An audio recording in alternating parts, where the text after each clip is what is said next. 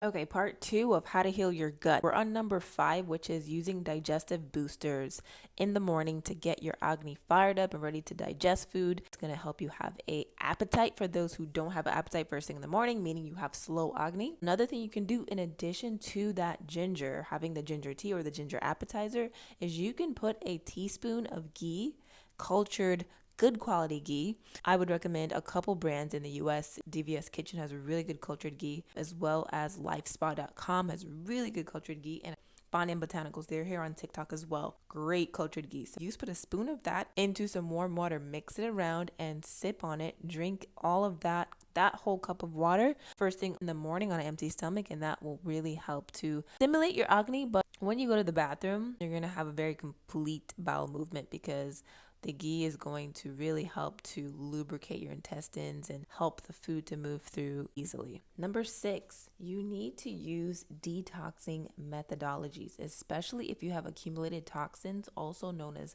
ama. So when you have ama, the way you can tell in the mornings when you wake up and you scrape your tongue or you brush your tongue, you see like a white coating. You really need to use a tongue scraper to see how gunky it is.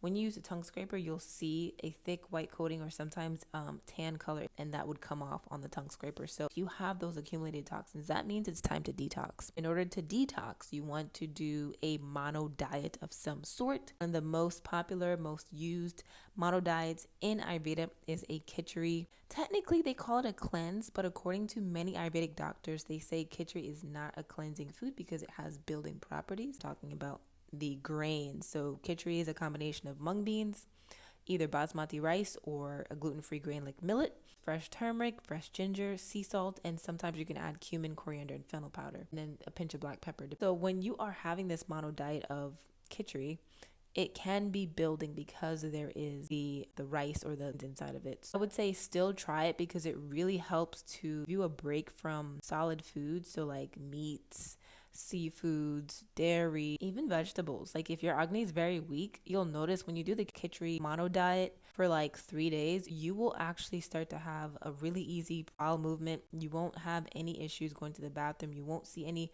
particles in your stool because if your Agni is weak, sometimes what happens is you are not digesting the vegetables all the way. So there might be small pieces of food. Giving yourself that detox break through the mono diet really, really help. And then as you're stimulating and working on your digestive fire, when you go back to eating, the goal is to have a stronger digestive fire so that you will actually start to break down those foods better. Another detox practice you can do is to boil half teaspoon of cumin seeds, coriander seeds, and fennel seeds in about 3 cups of water.